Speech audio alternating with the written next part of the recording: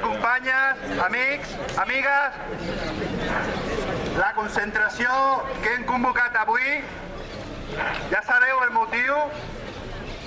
De moment hem d'esperar una estona perquè hem parlat que el Parlament de les diferents organitzacions convocants i d'alguna amiga que té alguna més a dir hauria de començar a prop de la 1.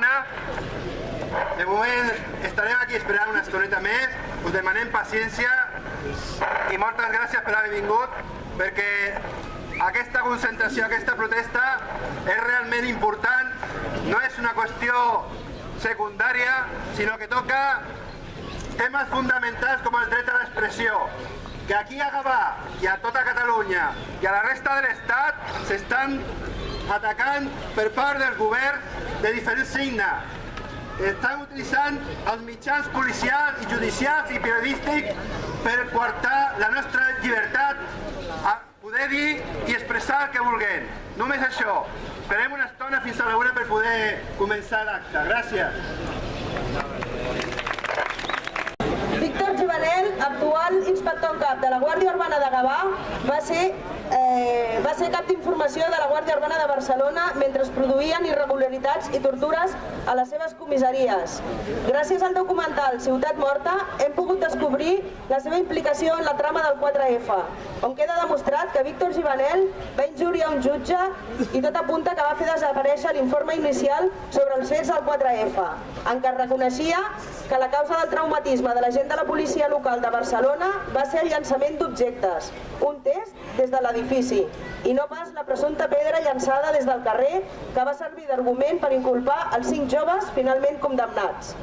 L'últim capítol protagonitzat per aquest personatge, en el seu intent de seguir silenciant la veritat, ha estat interposar una demanda per evitar l'emissió del documental. Finalment, com sabem, el documental es va emetre, però en 5 minuts menys. Es va censurar les imatges on apareix i el jutge l'acusa de mentir. Els fets del 4F no són un fet aïllat. El mateix 2006, un jove de Trinitat i Tobago, Yuri Serrán Jardín, també va ser torturat pels mateixos agents. I un any abans, quan Givanel era cap del Departament d'Afers Interns i de la Unitat de Protecció d'Autoritats de la Guàrdia Urbana de Barcelona, 3 joves graciencs que van ser torturats.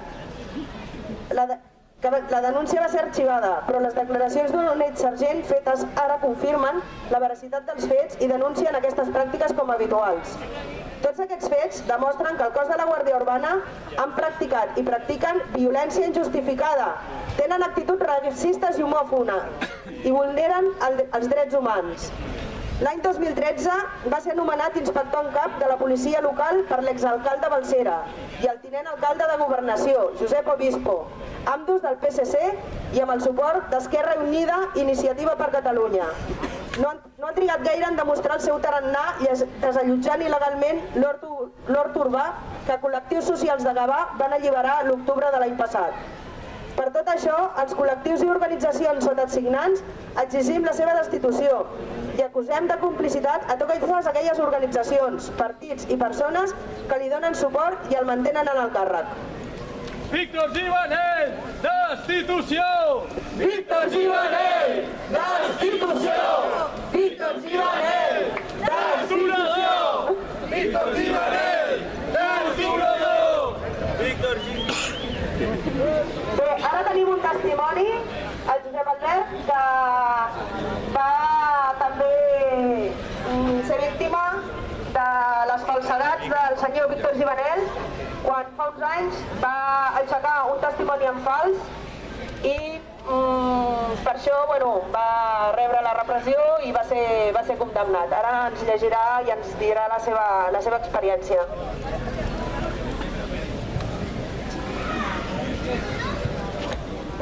Hola, Hola a tothom, em dic Joan Albert, he vingut a Gavà per donar-vos suport, espero que el meu testimoni serveixi per alguna cosa i a veure si entre tots podem desemmascarar encara més aquest personatge i aconseguir fer-lo fora.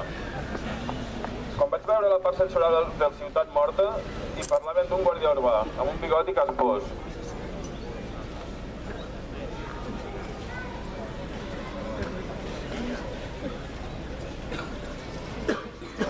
Quan vaig veure la part censurada del Ciutat Morta i parlaven d'aquest guàrdia urbà amb un bigoti caspós, el primer que em va passar pel cap és que podia ser el mateix que va participar en la meva detenció i que posteriorment m'acusaria falsament durant el judici. Doncs sí, resulta que era Víctor Givanel. Ell va ser l'únic en què es va basar la jutgessa per condemnar-me. Va ser un judici sense proves, la seva paraula contra la meva i els seus testimonis. Al final em van condemnar a 21 mesos de presó i entre multes i indemnitzacions als bancs i despeses judicials vaig haver de pagar gairebé 6.000 euros. Així doncs, em van sorprendre conèixer més sobre el qui va ser el meu fals acusador. Qui m'havia de dir a mi que veuria un vídeo on un jutge li diu que hauria de tenir vergonya, l'acusava de mentir, de manipular informes i el convidava a dimitir. Aquest pròxim 11 de setembre farà 14 anys de la meva detenció en la que vaig patir cops de porra, insults i amenaces per part dels antidisturbis de la Policia Nacional Espanyola. Ara com llavors continuo defensant que era innocent i vaig patir un muntatge policial. Jo com vosaltres també demano la seva destitució. Víctor Givanel, ni a Gavà ni enlloc. Fora els repressors del poble! Fora!